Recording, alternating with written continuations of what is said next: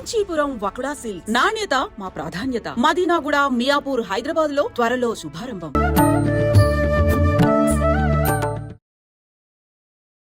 నమస్కారం, welcome to I dream.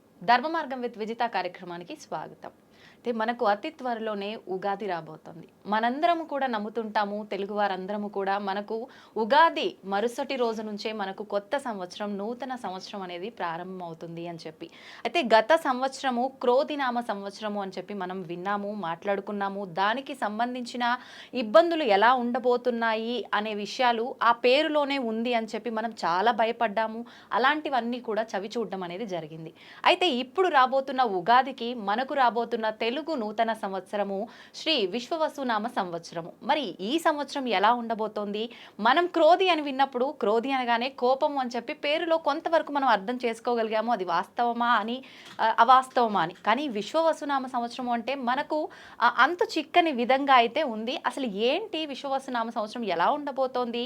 మనకు గత సంవత్సరంతో పోలిస్తే ఈ సంవత్సరం ఎటువంటి ఇబ్బందులు ఉండబోతున్నాయి, ఎటువంటి మంచి ఫలితాలు ఉండబోతున్నాయి? మామూలుగా ఉగాది అనగానే పంచాంగ శ్రవణం, నిజంగా ఉగాది అనగానే షడ్రుచుల కలయిక, నవనాయకుల ఫలితాలు, ఇలాంటివన్నీ కూడా మన మైండ్లో కదలాడుతూనే ఉంటాయి, మెదలాడుతూనే ఉంటాయి.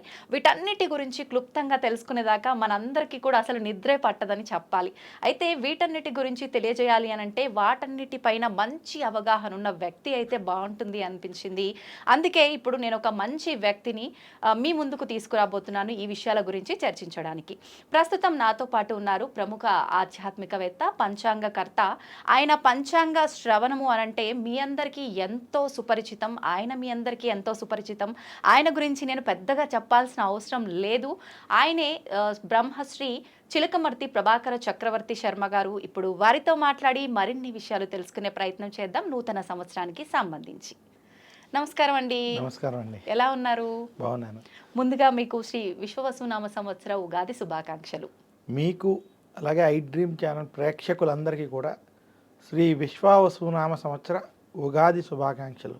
ధన్యవాదాలండి నా తరఫున, మా ప్రేక్షకులందరి తరఫున కూడా. అయితే మనం విశ్వవసునామ సంవత్సరంలో అడుగు పెట్టబోతున్నాం మరికొద్ది రోజుల్లో. గత సంవత్సరం క్రోధినామ సంవత్సరం అనగానే ఎన్నో రకాల ఇబ్బందులు చవి చూసాము, ప్రళయాలు చూసాము, జల ప్రళయాలు చూసాము. అంటే మన ప్రాంతంలో పెద్దగా సంభవించకపోయినప్పటికీ చాలా ప్రాంతాల్లో ఇలాంటివి అనేది చూడటం జరిగింది, ఇబ్బందులు పడటం జరిగింది. అయితే ఈ సంవత్సరం మనకు ఎలా ఉండబోతోంది, ఏంటి, ఇవన్నీ తెలుసుకునే ముందు మనకు ఉగాది అనేది యుగాదిగా మనం పిలుచుకునే వాళ్ళము. అసలు ముందుగా దాని నుంచి ప్రారంభం చేసుకుందామండి. చూడండి, చాలా చక్కటి ప్రశ్న మా ముందు. ఇది అసలు ఉగాది అంటే ఏమిటి, ఉగాది రోజు మనం అసలు ఎలాంటి నియమాలు ఆచరించాలి, ఇది ప్రతి ఒక్కరికి తెలుసుకోవాల్సినటువంటి విషయం. మనకి యుగమునకు ఆది యుగాది అంటే ఈ రోజు నుంచే యుగము ప్రారంభమైందని, ఈ యుగాది కాలక్రమేణా ఉగాదిగా మారిందని మనకి పెద్దలు తెలియజేశారు. ఇది కాకుండా ఉగాది, ఉగా అంటే నక్షత్రము అని ఒక అర్థము, ఉగాది అంటే నక్షత్ర గమనము అని ఒక అర్థము. అంటే నక్షత్ర గమనము ప్రారంభమైనటువంటి రోజు ఉగాది. ఇంకా రెండవది విశేషంగా అసలు మనకి ఉగాది రోజు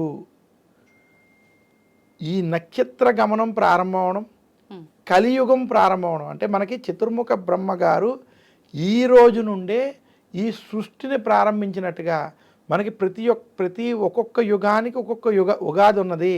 అయితే ఈ కలియుగానికి చైత్రమాస శుక్లపక్ష పాడ్యమి రోజు నుంచి ఉగాది. అందుకనే మనకి ఉగాది నుంచే సంవత్సరం ప్రారంభం. అది ఉగాదికి సంబంధించినటువంటి విషయం. ఇంకా ఉగాదికి మన పెద్దలు అందించినటువంటి శాస్త్రపరమైనటువంటి గొప్ప అంశాలు చాలా ముడిపడి ఉన్నాయి.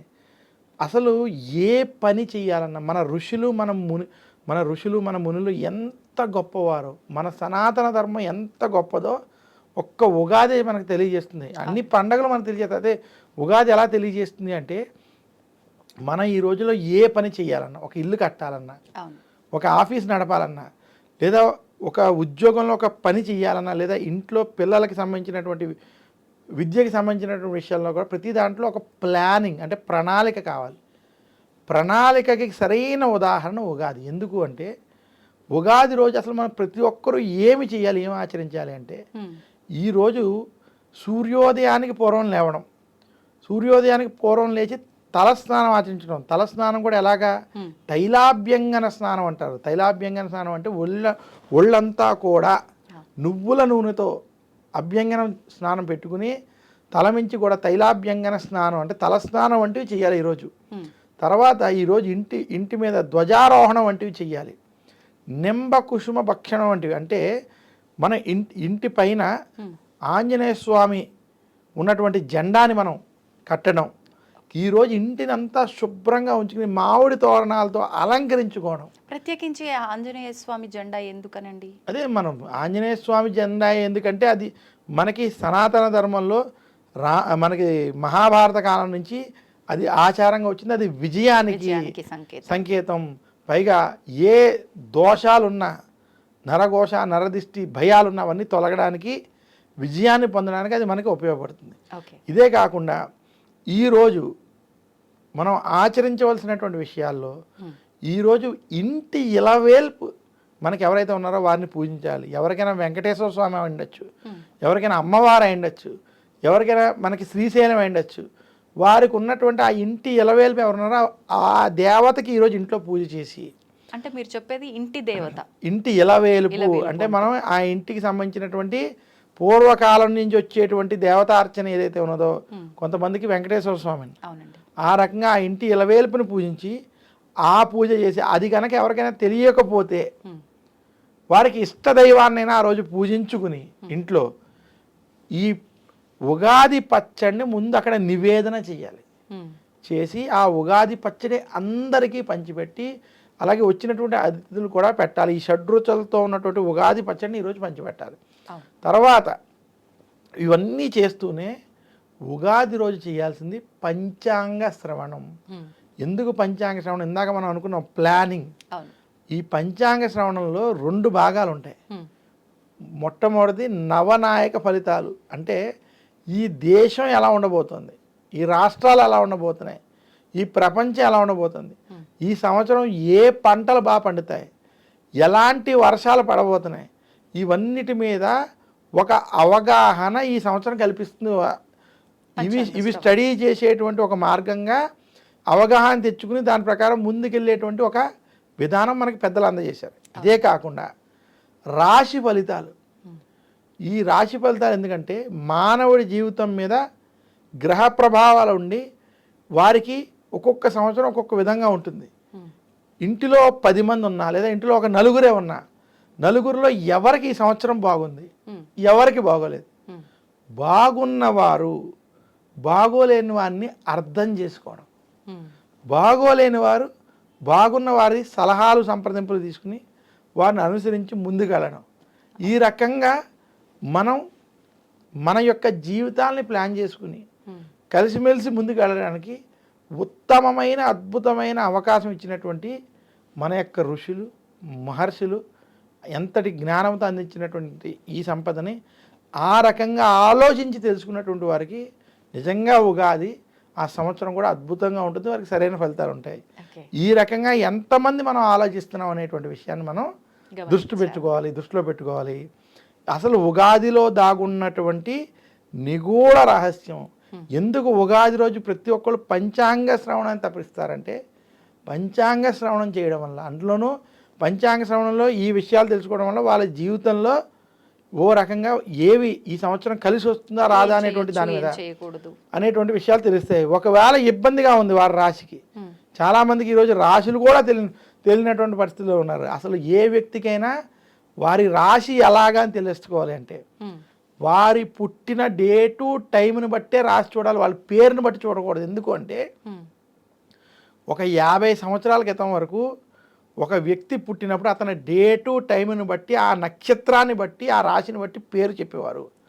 ఉదాహరణకి ఎవరైనా చిత్తా నక్షత్రంలో పుడితే ప్రా అనే అక్షరం చెప్పారనుకుందాం, దాని ప్రకారంగా వాళ్ళు ప్రవీణ్ అనే పేరు పెట్టారనుకుందాం. అలా పేరుకి ఇతని చిత్తా నక్షత్రం ఈ రాశి అని చూడడంలో దోషం లేదు. కానీ మీరు ఆ నక్షత్రానికి పేరు చూడకుండా, శతభిష నక్షత్రం ఉంది, గౌ అనే అక్షరం ఉంది, శతభిష నక్షత్రానికి గౌ అక్షరం వస్తే గౌరీ అని పేరు పెట్టారు, శతభిష అని చూశారు, దోషం లేదు. కానీ పుట్టిన డేట్ ఆఫ్ బర్త్ టైం ప్రకారం ఎంతమంది నక్షత్రాలు రాశులు చూసుకుని పేరు పెట్టుకున్నారో ఎవరికీ తెలియదు కాబట్టి అవును. డేట్ ఆఫ్ బర్త్ టైం ప్రకారం వాళ్ళది ఏ నక్షత్రం ఏ రాశి ఉన్నదో, ఏ నక్షత్రం ఏ పాదంలో ఏ రాశి ఉన్నదో ఆ రాశి ప్రకారం గనక రాశి ఫలితాలు చూసుకుంటే వారికి ఖచ్చితంగా ఆ రాశి ఫలితాలు వర్తిస్తాయి. ఓకే. ఆ రకంగా వాళ్ళకి తెలుస్తూ ఉంటుంది ఈ సంవత్సరం మనకి బాగుంది, ఈ సంవత్సరం బాగోలేదు. ఇలా ఇవి తెలుసుకోవడం వల్ల ప్రణాళికబద్ధంగా వారి జీవితాన్ని మలుచుకుని ముందుకు వెళ్ళగలరు. ఇప్పుడు ఒక చిన్న సందేహం అండి.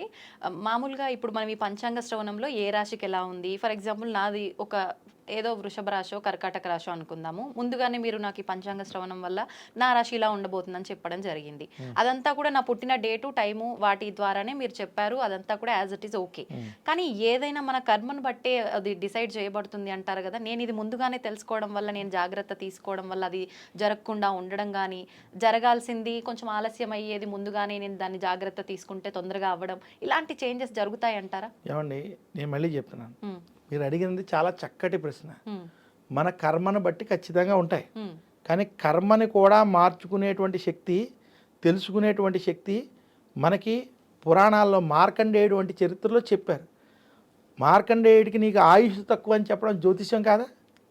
ఓకే, అప్పుడు ఆయుష్ తక్కువ అంటే శివుణ్ణి నేను పూజించినట్లయితే నాకు ఆయుష్ కలుగుతుందని శివారాధన చేసుకోలేదా? నిజమైన జ్యోతిష్కుడు ఎవరైనా కూడా ఒక గ్రహస్థితి గురించి దేని గురించి అయినా చెప్పినప్పుడు అతను చెప్పేటువంటి మీరు పలానా ఈ భగవంతుని ఆరాధించుకోండి లేదా ఈ చిన్న పనులు చేసుకోండి అని చెబుతారు తప్ప వేరే ఏమి తప్పుడు విషయాలు భయపెట్టేటువంటి విషయాలు చెప్పరు. జ్యోతిష్ శాస్త్రం అనేది నిజంగా ఒక పాజిటివ్ సైన్స్. మన యొక్క ఋషులు వారు మునులు అందించినటువంటి గొప్ప శాస్త్రం. నిజంగా ఇది మనకి ఉపయోగించేటువంటి విధంగా ఉపయోగించుకున్నట్లయితే అద్భుతమైన ఫలితాలు ఇస్తుంది. నేను ఉదాహరణకి చెప్తాను, ముహూర్తాలు కూడా చాలామంది వివాహం విషయంలో, ముహూర్తాల విషయంలో ఈ రోజుల్లో ముహూర్తాలు పెట్టేవాళ్ళు కూడా ముహూర్తాలు 10 మందిలో 8 మంది 7గురికి పెట్టడం రానటువంటి స్థితిని కూడా చూసే వాస్తవంగా ఉన్నాయి. వివాహానికి కళత్ర శుద్ధి అని ఉండాలి. అంటే గృహారంభ గృహప్రవేశానికి చతుర్థ అష్టమ శుద్ధులు, వ్యయస్థాన శుద్ధులు వంటి ఉండాలంటే వివాహం చేసేటువంటినప్పుడు ఆ ముహూర్తంలో లగ్నం నుంచి 7వ ఇంట్లో ఏ గ్రహం ఉండకూడదు. శుభగ్రహాలు ఉన్నాయని పెట్టేసి కూడా ముహూర్తాలు పెట్టేస్తున్నారు. అందులో గురుగ్రహం ఉన్నా కూడా ఆరోగ్య సమస్యలు వంటివి రావడం అలాంటివి ఉంటాయి. అలాగే శాస్త్రానికి సంబంధించినటువంటి అనేక విషయాలు ముహూర్తాల విషయంలో పాటించకపోవడం. అలాగే అదే చెప్తున్నా, అలా పాటించకపోవడం వల్ల ఇప్పుడు ఈ వివాహానికి సంబంధించిన విషయాల్లో విడాకులు ఏదైనా అన్నీ కూడా మనం అదే చెప్తున్నాం. జ్యోతిష్యాన్ని కనుక సరిగ్గా అనాలిసిస్ చేసుకుని సరైనటువంటి వారి ద్వారా ఉన్నారు, మన తెలుగు రాష్ట్రాల్లో ఉన్నారు, ప్రపంచవ్యాప్తంగా ఉన్నారు, సరైనటువంటి పండితుల ద్వారా దాని మీద చదువుకుని దాని మీద అవగాహన ఉన్నటువంటి వారి ద్వారా కనుక మీరు సంప్రదించి చేసుకున్నట్లయితే ఖచ్చితంగా శుభ ఫలితాలు ఉంటాయి. జ్యోతిష్ శాస్త్రం అనేది పాజిటివ్ సైన్స్. ఎవరైనా మీకు ఎక్కువ నెగిటివ్ చెప్పి భయపెట్టేటువంటి వారు మాటల్లో మీరు పడద్దని చెప్తాను. ఎవరైనా మీకు ఇబ్బంది ఉందని చెప్పినా ఆ ఇబ్బందికి సంబంధించినటువంటి ఏదో ఒక పరిహారం ఉంటుంది. ఆ పరిహారం చెప్పగలిగేటువంటి వారు, ఆ పరిహారం కూడా హోమాలు చేయమని ఇలాంటివి కాకుండా ఆ పరిహారం కూడా మీరు ఇంటిలో ఉండే ఏ ధనాన్ని ఖర్చు చేసుకోకుండా చేసుకునేటువంటి పరిహారాలు చెప్పేటువంటి సులభమైనటువంటి విధానాలు శాస్త్రాల్లో ఉన్నాయి. అటువంటివి ఇంట్లో జాగ్రత్తగా భగవంతుడికి సంబంధించినవి చేసుకోవడం చేత వారికి శుభ ఫలితాలు కలుగుతాయి. అందుకనే ఉగాది పంచాంగ శ్రవణంలో అటువంటి పరిహారాలే చెప్తారు. ఆ పరిహారాలు ఆచరించడం చేత. అలాగే పంచాంగాల్లో ఇప్పుడు మనం చూస్తాం, మీరు చూడండి, మన చిలకమర్తి ఈ పంచాంగం ఉందా, ఈ పంచాంగంలో మొదటిలోనే ఏ రాశి వారు ఈ సంవత్సరం ఏ పరిహారంగా ఏమేమి చదువుకోవాలి చూడండి. ఆదిత్య హృదయం, మేష మిథున సింహ కన్య మీన రాశుల వారు చదువుకోవాలి. దశరథ ప్రోక్త శని స్తోత్రం, మేష సింహ ధనస్సు కుంభ మీన రాశుల. ఇలా పరిహారాలు డైరెక్ట్గా వాళ్ళు ఏం చేసుకోవాలో కూడా పంచాంగాల్లో ఇవ్వడం జరుగుతుంది. ఓకే, మామూలుగా మీరు అన్నట్టుగా ఇందాక చాలా మంది జ్యోతిష్యం అంటే అసలు నమ్మకమే లేకపోవడం ఎందుకు అనంటే భయపెట్టడము. ఈ రాశి వారికి ఇలా ఉండబోతుంది, చాలా ఇబ్బందికరంగా ఘోరంగా అని చెప్పంగానే ఏదో వ్యూస్ వస్తాయని చెప్పేయడము, దానివల్ల మళ్ళీ పరిహారం చెప్పకపోవడం వల్ల వాళ్ళు సతమతం అయిపోవడము, ఆ వచ్చే ఇబ్బంది సంగతి ఏమో కానీ ఇది వినటం వల్ల కొత్తగా ఆరోగ్య సమస్యలు పడిపోవడము. ఎన్ని వ్యూస్ వచ్చినా సత్యం అనేది దాగదు. ఏది రైటో ఏది తప్పో ప్రజలకి అందరికీ తెలుసు. ఆ, అయితే ఇవన్నీ ఎవరు దేనికోసం చేస్తున్నారన్నది గమనిస్తారు. అవును. సో నిజాయితీగా మనం చెప్పేటువంటిది మన తప్పు లేకుండా నిష్పక్షపాతంగా చెప్పేటువంటిది ఖచ్చితంగా ఇది అవుతుంది. అవునండి. పైగా జ్యోతిష్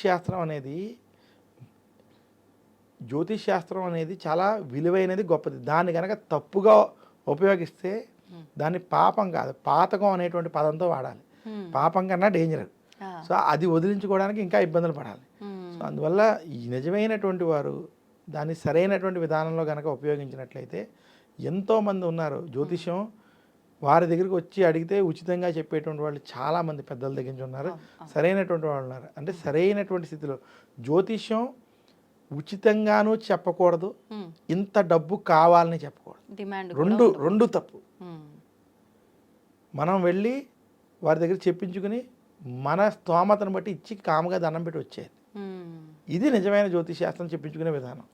అలాగే చెప్పేవాడు కూడా వారు ఎంత ఇస్తే అది తీసుకోవాలి తప్ప నాకు 10,000 ఇవ్వండి, 5,000, అలాంటి వాళ్ళని నేను 5,000 ఇస్తే చెప్తా, 1,00,000 ఇస్తే చెప్తా అని చెప్పేటువంటి జాతక జ్యోతిష్యుల్ని నమ్మద్దు, నమ్మకూడదు. వారికి ఏమీ రాదు, వారికి అది యథార్థం చెప్తాను. జ్యోతిష్యం చెప్పేటువంటి వారికి బృహజ్జాతకం, బృహత్ పరాశర హోరాశాస్త్రం, మనుస్మృతి, ధర్మసింధు, నిర్ణయ సింధు, సిద్ధాంత శిరోమణి ఇటువంటి గ్రంథాలని చదివి జ్యోతిష్యం నేర్చుకుని దాని మీద ఎగ్జామ్స్ కూడా ఉంటాయి. నేను చిత్తూరు సంస్కృత భాషా ప్రచారణ సభలో పరీక్షలు రాశాను. భద్రాచల దేవస్థానం నుంచి చదువుకున్నాను, నేర్చుకున్నాను. మా గురువుగారు ఎస్టీజీ శ్రీమన్నారాయణాచార్యులు గారిని ఆయన దగ్గర చదువుకున్నాను, అన్నీ విద్యను అభ్యసించాను. అలా చదువుకుని చెప్పేటువంటి వారు ఉంటారు. ఎవరిని కూడా నేను ఇంత ఇమ్మని డబ్బులు అడగకూడదు. మామూలుగా చిలకమర్తి గారి పంచాంగం అంటే మన ఉభయ రాష్ట్రాల్లో చాలా చెప్పుకోదగ్గది, అది అందరికీ తెలిసిన విషయమే. నిజంగా మీరు అసలు డిమాండ్ చేయడం సంగతి పక్కన పెడితే అసలు అడగకుండా కూడా మీరు సలహాలు ఇచ్చే సందర్భాలు కూడా చాలా ఉన్నాయి. ఇబ్బంది ఉంటే దానికి పరిహారము అలాంటివి. నిజంగా అది చాలా గొప్ప మనసు ఉండాలి అలా చేయాలంటే. మనకు మామూలుగా మళ్ళీ ఉగాది టాపిక్లోకి వస్తే ఫస్ట్ షడ్రుచుల కలయిక అంటారు. అంటే మన జీవితంలో అన్ని కలగలిపి ఉన్నదే మన మానవ జీవితం అంటారు కదా.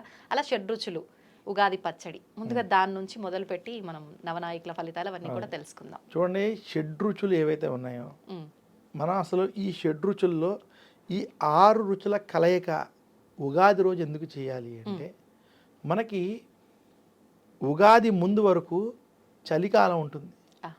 చైత్రమాసం నుంచి కాలంలో మార్పు వస్తుంది. అంటే ఎండాకాలం ఉష్ణోగ్రతలు మారి తీవ్రతగా వెళ్తాయి. అవునండి. మన శరీరంలో ఈ మార్పు వల్ల రోగాలు సంభవిస్తాయి. ఈ రోగాలని నశింపజేయడానికి ఉగాది పచ్చళ్ళు 6 రుచుల గురించి ప్రతి ఒక్కళ్ళు మాట్లాడతారు. నేను అవి మాట్లాడను. తీపి, పులుపు, కారం వీటి గురించి నేను చెప్పను. కానీ ఈ యొక్క ఉగాది పచ్చడి చేసే విధానంలో గనక జాగ్రత్తగా దాన్ని ఆ మిశ్రమాన్ని అన్నిటినీ అంత సమపాలనలో గనక వేసి చేయగలిగితే అది ఔషధం. మళ్ళీ చెప్తున్నాను, చాలా జాగ్రత్త. దాన్ని చాలామంది తీపి ఎక్కువ వేసేయడం, చాలామంది అరటిపళ్ళు ఎక్కువ వేసేయడం, కొంచెం చింతపండు పులి వేసేయడం, ఇలాగ ప్రతిదీ సమపాలల్లో ఉండాలి. ఉగాది పచ్చడిలో విషయం మీరు ఈ ప్రశ్న అడిగారు కాబట్టి రుచుల గురించి అడిగారు చెప్తున్నాను. ఎందుకు అంటే, వేప పువ్వు మనం ఏదైతే ఈ సమయంలో తింటామో కడుపులో ఉన్నటువంటి క్రిము కీటకాలని సంహరిస్తుంది. చేదు. అలాగే ఈ ఉగాది పచ్చడిలో ఉన్నటువంటి అన్నిటినీ కలిపి మనం స్వీకరించడం చేత కఫం, వాతం, పిత్తం ఈ మూడిటిని బ్యాలెన్స్ చేస్తుంది. మానవుడికి ఉన్నటువంటి దోషాలను తగ్గిస్తుంది. అందుకనే ఇవన్నీ సమపాలంగా ఉండాలి. ఏది అటు ఇటు అయినా మళ్ళీ వీటిలో కొంచెం తేడా అయ్యేటువంటి అవకాశం ఉంది. అందువల్ల ఉగాది పచ్చడిని ఆ రకంగానే మనం చేసుకుని దాన్ని గనక భగవంతుడికి సమర్పించినటువంటి ప్రసాదాన్ని మనం ఎలా స్వీకరిస్తామో అలా స్వీకరించడం వల్ల మనకు ఉన్నటువంటి ఉదర సంబంధ రోగాలు, అలాగే ఈ యొక్క వాతావరణం మార్పు వల్ల కలిగేటువంటి సమస్యలు కూడా కొంత తొలగిపోతాయి. మనం ఒకప్పుడు పూర్వం ఎలా సంవత్సరంలో ఒక్కసారైనా ఆముదం తాగేవారు. అది ఎలా ఆరోగ్యాన్ని ఇది చేస్తుందో, ఈ వేప పువ్వుతో కలిపి చేసినటువంటి ఉగాది పచ్చడి కనుక ఆ సమపాలతో చేసినటువంటిది స్వీకరించినట్లయితే దానివల్ల కూడా ఆరోగ్యం బాగుపడుతుంది. ఓకే. అది దాన్ని ఆ రకంగా మనం చేసి దాన్ని ఆ రకంగా స్వీకరించుకోవాలి. అంటే మన పెద్దవాళ్ళు ఏది మనకు తెలియజేసినా కూడా దాని వెనకాల ఎంతో కొంత ఏదో ఒక మంచి కోసమే, ఒక ఆంతర్యం ప్రకారమే మనం ముందుకు తీసుకొస్తున్నారు. ఖచ్చితంగా దాంట్లో ఆరోగ్యం, సైన్స్ దాగున్నాయి. దాంట్లో వేరే దాన్ని ఏమంటారు, వేరే ఇంకేమీ లేదు. ఏమున్నా కూడా అది ఆచరించేటువంటి వారికి మంచి ఫలితం కలగాలని తప్ప దీంట్లో ఇది మతపరమైనది, దీనిపరమైనది కాదు. ప్రతిదీ కూడా మనకి ఆరోగ్యంతో ముడిపడి ఉంటుంది. మరి నవనాయకుల ఫలితాలు ప్రతి ఒక్కరు కూడా ఎదురు చూసే విషయం ఇదే. ఎలా ఉండబోతున్నాయండి? చూడండి, ఇందాక మనం ఉగాది విషయంలో అనుకున్నాం, నవనాయక ఫలితాలు మనం ఎందుకు తెలుసుకోవాలి. నవనాయక ఫలితాలు తెలుసుకుంటే మనకి ప్రపంచం ఎలా ఉండబోతోంది, దేశం ఎలా ఉండబోతోంది, దేశంలో ఉన్నటువంటి పరిస్థితులు ఎలా ఉండబోతున్నాయి, వాతావరణం అంటూ ఎలా ఉండబోతున్నాయి, ఈ విషయాలు మనకి నవనాయక ఫలితాలు తెలుస్తాయి. సో నవనాయక ఫలితాలు అనేటువంటి ఈ సంవత్సరం మనకి చైత్రమాస శుక్లపక్ష పాడ్యమి తిథి ఉగాది ఆదివారం వచ్చింది. 30 మార్చి మనకి ఆదివారం వచ్చింది. ఆదివారం ఉగాది రావడం చేత నవనాయకులకి అధిపతి రాజు ఎవరైతే ఉన్నారో అది సూర్యుడు, రవి అయ్యాడు. ఏ వారమో ఆ వారానికి సంబంధించిన మనకి ఎప్పుడు ఏ వారం ఉగాది వస్తే ఆ ఉగాదికి కిందసారి మంగళవారం వచ్చినట్టు గుర్తు నాకు, అందుకని కుజుడు అవుతాడు. ఈసారి ఆదివారం వచ్చింది కాబట్టి రాజు రవి అయ్యాడు. అంటే దీనివల్ల మనకు వాతావరణంలో ఎండల చెప్తాను, వస్తున్నాను. మనకి ఈ సంవత్సరం నవనాయకుల్లో రాజు రవి అవడం, మంత్రి చంద్రుడు అయ్యాడు, సేనాధిపతి రవి అయ్యాడు. ఈసారి రవి 4టికి అధిపతి, రాజు, సేనాధిపతి, మేఘాధిపతి, అర్ఘ్యాధిపతి. ఇవి చిలకమర్తి పంచాంగరీత్యా దృక్ సిద్ధాంత పంచాంగణితం ఆధారంగా చెప్తున్నాను. 4టికి రవి అధిపతి అవడం. అలాగే మనకి నీరసాధిపతి, రసాధిపతి ఇవి మనం చూసుకున్నప్పుడు ధాన్యాధిపతి కుజుడు అవడం, నీరసాధిపతి, రసాధిపతి శని బుధులు అవ్వడం. ఈ రకంగా మనం నవనాయకులు తీసుకుంటే 9 మందిలో 6 పాపులు ఉన్నారు, 3 శుభులు ఉన్నారు. అంటే పాపాధిపత్యం కొంచెం ఈ సంవత్సరం ఎక్కువగా ఉంది. ఇంక ఇప్పుడు రాజు రవి అవడం చేత ఎవరైతే ఈ రాష్ట్రాలని, దేశాన్ని పాలిస్తున్నారో వారు రవి ధర్మానికి ప్రతీక, ధర్మబద్ధంగా పరిపాలిస్తారు. కానీ ధర్మానికి ప్రతీక అయినటువంటి రవిని ప్రజలు ఒప్పుకోరు. ఎందుకు ఒప్పుకోరంటే, ఒక వ్యక్తి స్ట్రిక్ట్గా ఉన్న ఇంట్లో నువ్వు ఉదయాన్నే 6ంటికే లేవాలన్నా, 7ంటికి టిఫిన్ అయిపోవాలన్నా, 8ంటికి స్కూల్కి వెళ్ళిపోవాలన్నా, ఎలా అయితే మనం ఒప్పుకోమో, లేదా 8ంటికి మనం ఉద్యోగానికి బస్సు ఎక్కేయాలన్నా ఎలాగైతే మనం ఒప్పుకోమో, రాజు అంత ధర్మబద్ధంగా ఉంటే దానివల్ల కొంత ఇబ్బందికరమైన వాతావరణ స్థితులు ఈ సంవత్సరం ఏర్పడతాయి. సంవత్సరం అంతా కూడా కొంచెం ఈ సంవత్సరంలో. రెండోది, రాజు ఇక్కడ రవి అవడం చేత, సేనాధిపతి కూడా రవి అవడం చేత యుద్ధ వాతావరణాలు, యుద్ధ భయాలు ఈ సంవత్సరం ఉంటాయి. ఏదైతే ఇందాక మీరు క్రోధి నామ సంవత్సరంలో క్రోధం, భయం అంటున్నారో, క్రోధితో సమానంగానే ఈ సంవత్సరం యుద్ధ వాతావరణాలు, యుద్ధ భయాలు ఉండబోతున్నాయి. ముఖ్యంగా పశ్చిమ దేశాల్లో ఎవరైతే యుద్ధాలు ఆపాలని ప్రయత్నం చేస్తున్నారో అవి ఆపకపోవడం సరిగదా, అవి కొంచెం కొనసాగేటువంటి స్థితి కనపడుతుంది భారతదేశానికి కూడా. ఎందుకంటే ఇప్పుడు ఇది మొన్న క్రోధినామ సంవత్సరం, ఇది విశ్వావసునామ సంవత్సరం, వచ్చేది పరాభవ నామ సంవత్సరం.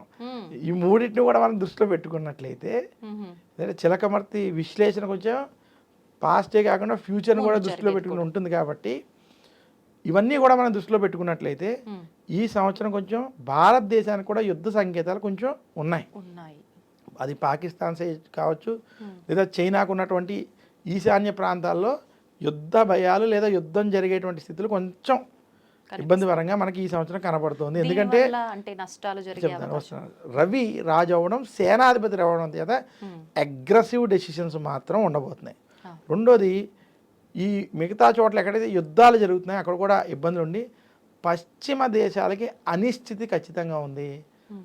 చాలా చోట్ల ఉద్యోగస్తులకి ఉద్యోగ భయాలు ఇంకా పెరగబోతున్నాయి ఈ సంవత్సరం. ఉద్యోగ భయాలు, ఆర్థిక సమస్యలు మాత్రం పెరిగేటువంటి స్థితి ఈ సంవత్సరం ఖచ్చితంగా పశ్చిమ దేశాలకు ఉంది. ఇంకా భారతదేశం మనం ఈ ఉద్యోగానికి సంబంధించిన విషయాలు చూస్తున్నాం ఇబ్బందులు, కానీ ఇది ఇంకా పెరుగుతుంది. భారతదేశానికి మాత్రం అభివృద్ధిలోకి వెళ్తుంది. భారతదేశం వెళ్తుంది, తెలుగు రాష్ట్రాలు అభివృద్ధిలోకి వెళ్తాయి. ఎందుకంటే తెలుగు రాష్ట్రాలు ఇక్కడ మనకి మంత్రి ఇక్కడ చంద్రుడు అవడం, చంద్రుడు అవడం చేత కొన్ని నిర్ణయాలు సానుకూలంగా ప్రజలకు అనుకూలంగా తీసుకునేటువంటి స్థితి ఉంది. ఓకే. ఇంకోటి ఈ సంవత్సరం విశ్వావసునామ సంవత్సరం. విశ్వావసునామ సంవత్సరం అంటే ధనం సమృద్ధిగా ఉండేటువంటిది. మనకి ఈ సంవత్సరం అన్నీ సమృద్ధిగా ఉంటాయి. ఓకే. అందులో అన్నికి సమృద్ధిగా ఉండడం వల్ల ప్రజలకి డబ్బులకి లోటు ఉండదు, ఖర్చులకి లోటు ఉండదు. ఓ. ఏం జరిగినా యుద్ధాలు జరిగినా ఖర్చు పెట్టి మాత్రం భారతదేశంలో ఖర్చు పెడుతూనే ఉంటారు. ఆ పరిస్థితి ఈ సంవత్సరం కనపడుతుంది. ఆహా. ఇంకా మూడవ విషయానికి వచ్చేటప్పటికి మనకి ఈ సంవత్సరం రవి మేఘాధిపతి, రవి మనకి అర్ఘ్యాధిపతి మేఘాధిపతి అవడం, అలాగే కుజుడు ధాన్యాధిపతి అవడం చేత ఈ సంవత్సరం ఎర్రటి భూములు బాగా పండుతాయి. ఈ సంవత్సరం కుజుడు కదా, ధాన్యాధిపతి. కుజుడు అంటే మనకి శనగలు, శనగలకి బాగా డిమాండ్. ముఖ్యంగా తృణధాన్యాలు అంటే మిల్లెట్స్కి ఈ సంవత్సరం చాలా గిరాకీ వచ్చేస్తుంది. ఈ సంవత్సరం మీకు మిల్లెట్స్ వంటివి మంచి ఎక్కువ పండడం, మంచి గిరాకీ ఉండడం ఈ సంవత్సరం మీరు ఖచ్చితంగా చూస్తారు. కొర్రలు, సామలు ఇలాంటివి ఏవైతే ఉన్నాయో ఈ సంవత్సరం అనుకోకుండా ప్రజలు ఎక్కువ వాటి మీద దృష్టి మలిగేటువంటి స్థితి ఉన్నది. అలాగే ఈ రవి కుజులను కూడా మనం చూసుకుంటే బంగారం ధరలకి ఈ సంవత్సరం రెక్కలు రాబోతున్నాయి. అంటే బంగారం వంటివి బాగా పెరుగుతాయి. ప్రపంచవ్యాప్తంగా షేర్ మార్కెట్లు ఇవన్నీ కొంచెం మధ్యస్థంగా ఉండడం చేత, స్తబ్దుగా ఉండడం చేత, హెచ్చు తగ్గులు వంటివి ఉండడం చేత బంగారానికి ఈ సంవత్సరం మంచి డిమాండ్ ఉండడం, బంగారం ధరలు పెరిగేటువంటి స్థితి ఈ సంవత్సరం మనకి కనపడుతుంది. ఇది కాకుండా మనకి ఈ సంవత్సరం వాతావరణానికి వచ్చేటప్పటికి మేఘాధిపతి కూడా మనం రవి అనుకున్నాం. వాతావరణ విషయాలకు వచ్చేటప్పటికి ఉష్ణోగ్రతలు తీవ్రంగా ఉండడం, ఎండాకాలంలో వర్షాలు అంటే అకాల వర్షాలు, వర్షాకాలంలో తీవ్ర అంటే వేడి, అంటే వేడి, ఈ రకమైనటువంటి స్థితి ఈ సంవత్సరం కనబడుతుంది. వర్షాలు పడితే ఆలస్యం అవుతాయి. అంటే మనకి మామూలుగా జూన్, జూలై, ఆగస్టులో పడాల్సినటువంటి వర్షాలు సెప్టెంబర్, అక్టోబర్, నవంబర్లో మంచి వర్షాలు పడతాయి. అంటే చలి స్టార్ట్ అయ్యే దశలో వర్షాలు ఎక్కువ ఉంటాయి. ఈ సమయంలో కొండ ప్రాంతాలైనటువంటి హిమాచల్ ప్రదేశ్, ఉత్తరాఖండ్, నార్త్ ఈస్ట్ ప్రాంతాలు, కొన్ని కేరళ వంటి ప్రాంతాల్లో కొండ చర్యలు విరిగిపడడం, కొంత ఆస్తి నష్టాలు, ప్రాణ నష్టాలు జరగడం. అలాగే ఈ సమయంలో తమిళనాడును, కొన్ని ఆంధ్ర ప్రాంతాల్లో తుఫాన్లు, వరదల వల్ల వచ్చే ఇబ్బందికరమైన స్థితి ఈ సంవత్సరం సెప్టెంబర్, అక్టోబర్, నవంబర్లో కొంచెం లేట్గా ఇవి కనపడుతున్నాయి. ఖచ్చితంగా కొంచెం వరదల వంటివి కూడా ఈ సంవత్సరం ఉండబోతున్నాయి. మొత్తం మీద ఈ సంవత్సరం నవనాయక ఫలితాలు మనం తీసుకున్నట్లయితే భారతదేశానికి అభివృద్ధి ఉంటుంది, మధ్యస్థ ఫలితాలు ఎక్కువ ఉన్నాయి, తృణధాన్యాలు వంటివి వాటికి గిరాకీ ఉంది, ఎర్రటి భూములు వంటివి బాగా పండుతాయి. వ్యాపారస్తులకి ఈ మంచి సంవత్సరం. ఎందుకంటే నీరసాధిపతి, రసాధిపతి అని మనం చూసుకున్నప్పుడు బుధుడు, గురుడు వంటి గ్రహాలు ఉండడం చేత ఎవరైతే ధనంతో కూడినటువంటి, అంటే వ్యాపారంలో ధనవంతులు ఇంకా ధనవంతులు అవుతారు. అంటే ఆల్రెడీ ఉన్నవాళ్ళు మంచి ధనవంతులు అవుతారు. కొత్తగా పెట్టేటువంటి వాళ్ళకి మాత్రం అంత అనుకూలంగా ఉండదు. వ్యాపారస్తులకి మాత్రం ఈ సంవత్సరం వ్యాపార పరంగా ఉంటుంది. ఎటువంటి వ్యాపారమైనా సరే, ఏ వ్యాపారస్తులైనా సరే వ్యాపారస్తులకి బాగుంటుంది. ఉద్యోగస్తులకి టెన్షన్లతో వాతావరణం ఉంటుంది. ఉద్యోగస్తులకి మాత్రం అంత అనుకూలమైనటువంటి సంవత్సరం ఇది కాదు. ఎటువంటి ఉద్యోగంలో ఉన్న ప్రభుత్వ ఉద్యోగంలో అయినా ఇక్కడ రాజు రవి కదమ్మా, అందువల్ల ప్రభుత్వ ఉద్యోగంలో ఉంటే పని టెన్షన్లు, ఒత్తిళ్ళు, చికాకులు మాత్రం వేధిస్తాయి. అందువల్ల కొంచెం ఈ సంవత్సరం ఉద్యోగస్తులకి అంత అనుకూలంగా లేదు, వ్యాపారస్తులకి మాత్రం కొంచెం అనుకూలంగా ఉంది. ధనవంతులు ఇంకా ధనవంతులు అవుతారు. అలాంటి స్థితి ఈ సంవత్సరం కనబడుతుంది. ఇప్పుడు ఇంకా మిగతా రంగాల్లో చూసుకుంటే సినిమాలు కానివ్వండి, మనకు మీడియా, రాజకీయ రంగాలు, ఇలాంటి వాటిల్లో ఎలా ఉండబోతోంది? రాజకీయ రంగానికి మనం చూసుకుంటే పేరు ప్రఖ్యాతులు ఉన్నటువంటి కొంతమంది పెద్ద పెద్ద నాయకులు, ఇక్కడ రాజు రవి, సేనాధిపతి రవి జైలు పాలవడం, తర్వాత రాజకీయ రంగంలో ఎవరైతే పాలకులు పాలిస్తున్నారో వారు ఏ డెసిషన్ తీసుకున్నా దాని మీద అక్కర్లేని చికాకులు, గొడవలు అధికంగా ఉండడం, పెరుగుతాయి. ఇంకా ఇవి ఈ సంవత్సరం ఉన్నాయి. రాజకీయ పరంగా ఇలాంటి వాతావరణం ఉండబోతుంది. ఇంకా సినీ రంగం వారికి ఈ సంవత్సరం అంతగా కలిసి రాదు, మధ్యస్థంగా ఉంటుంది, అంటే అంత అనుకూలంగా లేదు. క్రీడా రంగాల వాళ్ళకి ఎలా ఉంది? క్రీడా రంగం ఈ సంవత్సరం అద్భుతంగా ఉంది. క్రీడారంగం భారతదేశానికి మంచి పేరు వస్తుంది. ఓకే. ప్రపంచవ్యాప్తంగా క్రీడారంగానికి ఈ సంవత్సరం కలిసి వస్తుంది. అలాగే ఈ సంవత్సరం కలిసి వచ్చేటువంటి రంగాల్లో వ్యాపార రంగం, క్రీడారంగం, కొంచెం ఆయిల్ అండ్ గ్యాస్ సెక్టర్కి కలిసి వస్తుంది, మెటల్స్ కలిసి వస్తుంది, తృణధాన్యాల వంటి సంస్థలకి కలిసి వస్తుంది. ఓకే. కలిసి రానటువంటివి పాల వ్యాపారం వంటివి ఈ సంవత్సరం అంతగా కలిసి రాదు. చక్కెర వ్యాపారం, షుగర్ వంటి వాటికి కొంచెం ఇబ్బందికరమైనటువంటి స్థితి ఉంది. ఓకే. అలాగే రస వస్తువులైనటువంటి సెంట్లు వంటి వాటికి కలిసి వస్తుంది ఈ సంవత్సరం, స్ప్రేలు వంటివి. అలాగే దాన్ని ఏమంటారు, కెమికల్స్, కొంచెం మేకప్ వంటివి, ఈ రంగాలు కూడా బాగా కలిసి వస్తాయి ఈ సంవత్సరం. కాస్మెటిక్స్ వంటివి ఈ సంవత్సరం కలిసి వస్తాయి. ఇంకా కలిసి రానటువంటి వాటిలో ఇందాక చెప్పుకున్న షుగర్ వంటివి. అలాగే ఈ సంవత్సరం కొంచెం షేర్ మార్కెట్లు కావచ్చు, మనకి మంచి ఆదాయంగా కనపడేటువంటిది మద్యం సంబంధించినటువంటి రంగం. మద్యం సంబంధించినటువంటి రంగానికి ఈ సంవత్సరం అంత అనుకూలంగా లేదు. ఎందుకంటే ఆ రంగానికి అధిపతి శని. ఈ సంవత్సరం మనకి రవి ప్రభావం అధికంగా ఉండడం చేత కొంచెం ఈ సంవత్సరం ముఖ్యంగా డ్రగ్స్ కానీ మద్యాన్ని తరలించేటువంటి విషయాలు, ఇటువంటి విషయాల్లో అనేక మంది పట్టుపడడం, అటువంటి వాటిలో అనేక కేసులు, అనేక మంది జైలు పాలయ్యేటువంటి స్థితి స్పష్టంగా కనిపిస్తుంది. ఏవైతే తప్పుడు పనులు ఇలాంటివి చేసేటువంటి ఉన్నాయో వాటి మీద ఈ సంవత్సరం బాగా ప్రభావం, ఇబ్బందికరమైన పరిస్థితి స్పష్టంగా ఉంది. అధర్మానికి రోజులు దగ్గర పడ్డాయి ఈ సంవత్సరానికి మాత్రం. ఇప్పుడు వ్యవసాయ విషయానికి వస్తే మీరు ఇందాక అన్నట్టు ఎర్రటి నేల ఉన్నదానికి సంబంధించి అన్నారు కదా, మామూలుగా వ్యవసాయం ఓవరాల్ వ్యవసాయంలో బాగా అంటే ఈ సంవత్సరం గోధుమలకి, తృణధాన్యాలకి మంచి గిరాకీ. అలాగే తృణధాన్యాలు కాకుండా పాల వ్యాపారం కొంచెం మధ్యస్థంగానే ఉంటుంది, పాలకు సంబంధించినటువంటి. గోధుమలు మాత్రం మంచి ఈ సంవత్సరం గిరాకీగా ఉంటుంది. అలాగే నువ్వులు వంటి వాటివి కూడా ఈ సంవత్సరం పర్వాలేదు, మిశ్రమ ఫలితాలు ఉంటాయి. ఈ రకమైనటువంటి పువ్వులు వంటివి ఈ సంవత్సరం అంత అనుకూలంగా లేదు. ఎందుకంటే మనం క్రోధినామ సంవత్సరంలో కావచ్చు, దాని ముందు సంవత్సరంలో పూల రంగానికి, పూల వ్యాపారానికి కొంచెం అనుకూలమైనటువంటి సంవత్సరంగా ఉంది. ఈ సంవత్సరం పూల వ్యాపారానికి దానికి అంత అనుకూలంగా లేదు వ్యవసాయంలో. ఓకే.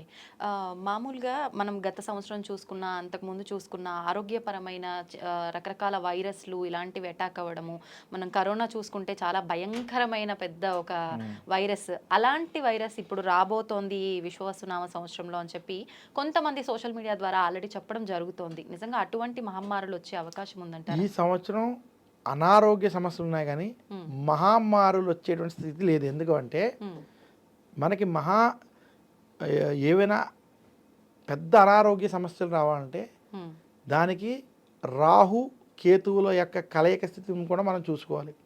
దాంతోపాటు శని యొక్క స్థానాలు చూసుకోవాలి. మనకి కరోనా వంటి వచ్చినప్పుడు శని రాహుల కలయిక, అలాగే ఇటువంటి కలయికలు కొన్ని ఉన్నాయి మనకి. ఆ కలయికల స్థితి ప్రస్తుతం మనకి ఏర్పడట్లేదు కాబట్టి అంత భయంకరమైనటువంటి స్థితులు ఉండదు. కానీ ప్రజలకు కొంచెం ఏదో ఒక అనారోగ్య సమస్యలు, చిన్న చిన్న వైరస్ సమస్యలు మాత్రం ఉంటాయి కాబట్టి తప్ప పెద్ద విషయాలు లేవు. ఎవరైనా 6 గ్రహాలు కలిసిపోతున్నాయి, ఇబ్బంది ఉన్నాయన్నా అసలు ఇవన్నీ తప్పు. షష్టగ్రహ కూటమి ఒక అద్భుతమైన యోగం.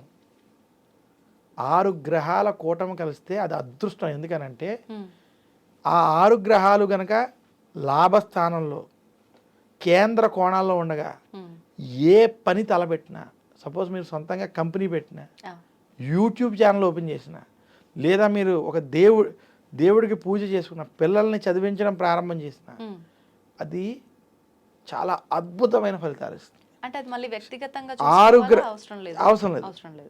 6 గ్రహాల కలయిక ఉన్నప్పుడు దాన్ని సరైన స్థానంలో పెట్టుకుని సరైన లగ్నంలో, సరైన ముహూర్తంలో కనుక దాన్ని ఉపయోగించుకోగలిగితే అది అద్భుతమైన అవకాశం. షడ్గ్రహాలు దగ్గరగా ఉన్నప్పుడు యోగులు కనుక ధ్యానం వంటి వాటిలో కనుక కొంచెం సరైన ప్రయత్నం చేస్తే వారికి అద్భుతమైనటువంటి ఫలితాలు ఉంటాయి. అంటే మొత్తానికి షష్టగ్రహ కూటమి అది గనక దాన్ని ఉపయోగించుకోవడం రాగలిగితే అది ఒక అద్భుతమైన అవకాశం. అంతేగాని దానివల్ల అయ్యేటువంటి నెగిటివ్ ప్రచారాలు కాసేపు పక్కన పెడితే 6 గ్రహాలు ఒక రాశిలో కానీ, 6 గ్రహాలు దూరం 5 గ్రహాలు ఒక రాశిలో ఉండగా నేనే నా విషయమే చెప్తాను. ఇది నేను నా లైఫ్లో మొట్టమొదట నేను 33 పుస్తకాలు రాశాను. ఆయిల్ అండ్ గ్యాస్ సెక్టర్ మీద ఒక 2 పుస్తకాలు పక్కన పెట్టినట్టయితే నేను అనేక పుస్తకాలు, ఇలా కుంభమేళా పుస్తకం, అనేక పుస్తకాలు ఉన్నాయి.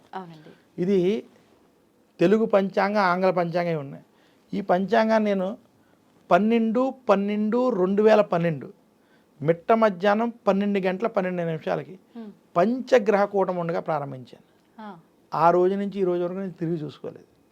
నేను అనేది ఏంటంటే నా జీవితమే ఉదాహరణ, ఎవరిదో నేను చెప్పను. పంచగ్రహ కూటమి, 6 గ్రహాల కూటమి ఉపయోగించుకోవడం వస్తే దానంత అద్భుతం మరొకటి లేదు. ఆ కూటమి ఉండగా మీకు ఆ సమయంలో గృహారంభం, గృహప్రవేశం, వివాహాది కార్యక్రమాలు కానీ, శుభకార్యాలు ఏం చేసుకున్నా, లేదా కొత్తగా ఒక వస్తువు కొనుక్కున్నా, ఏం కొనుక్కున్నా కూడా మీకు అది కలిసి వస్తుంది తప్ప చెడు ఫలితాలు ఇవ్వదు. కానీ ఇలాంటి అరుదైనటువంటి స్థితిలో మంచి పనులు, దైవారాధనలు, రామాయణం మహాభారతం వంటి చదవేటువంటివి ప్రారంభించడం, లేదా నేను ఈ జీవితంలో ఇది చేయలేకపోతున్నాను, ఇది చెయ్యాలి అనేటువంటి సంకల్పాన్ని కనుక మీరు ఆ రోజు పంచాంగం రాయాలనేటువంటిది నా సంకల్పం, నేను చేసుకున్నాను. మీకు మంచి సంకల్పం తీసుకుని, లేదా నేను ఒక వ్యాపారంలో మంచి స్థాయికి వెళ్ళాలి అనుకుంటే వ్యాపారం ప్రారంభించడం, ఇందాక చెప్పాను, ఏ యూట్యూబ్ ఛానల్లో ప్రారంభం చేసుకున్నా అలాంటి సమయం చాలా మంచి ఫలితాలు ఇస్తుంది. అది మీకు కలిసి వస్తుంది. 6 గ్రహాల కూటమి, 5 గ్రహాల కూటమి నిజంగా ఒక అవకాశం. మరి ఇప్పుడు ఇంత విన్న తర్వాత అనిపిస్తుంది, నిజంగా ఈసారి ఆ షష్టగ్రహ కూటమి అనేది ఏర్పడబోతుందా అని ఒక సందేహం ఉందా? అలాంటి ఒక కూటమి అనేది ఏర్పడే అవకాశం ఉందంటారా? ఈసారి నేను 5 గ్రహాల కూటమి ఏర్పడుతుంది. పంచగ్రహ కూటమి మనకి ఏప్రిల్లో 14, 15 ఈ ప్రాంతంలో ఏర్పడుతున్నాయి. అలా ఈ కూటమి ప్రతి సంవత్సరం లేదా 2 ఏళ్ళకి 3 ఏళ్ళకి ఒకసారి మనకి కనపడుతూ ఉంటాయి, ఏర్పడుతూ ఉంటాయి. అంటే ఏదో రకంగా 4 గ్రహాలు కలిస్తే దాన్ని మంత్రి యోగం అని, 5 గ్రహాలు కలిస్తే అది రాజయోగం అని, 6 గ్రహాలు కలిస్తే అది చక్రవర్తి యోగం అని ఇలా కూడా చెబుతారు. అంటే అది జాతక చక్రంలో కలిస్తే అలా చెప్తారు. ముహూర్త విషయంలో కూడా కలిస్తే దాన్ని ఉపయోగించుకొని రాగలిగితే అది చాలా శుభ ఫలితాలు ఇస్తాయి. దాంట్లో ఎలాంటి ఇబ్బంది లేదు. మొత్తానికి మన టాపిక్లో మొత్తానికి ఇప్పుడు మనం ఏదైతే విని భయపడుతున్నామో అలాంటి భయాలు అయితే ఏమీ అవసరం లేదు. నిజంగా అలాంటి కూటములు ఏమైనా ఏర్పడినా అది మనకు ఉపయోగపడేదే. అది కనుక దాన్ని మీరు మంచి పనికి ఉపయోగించుకున్నట్లయితే సత్ఫలితాలు ఇస్తుంది. అందులో సందేహం లేదు. నాదే ఉదాహరణ చెప్పాను.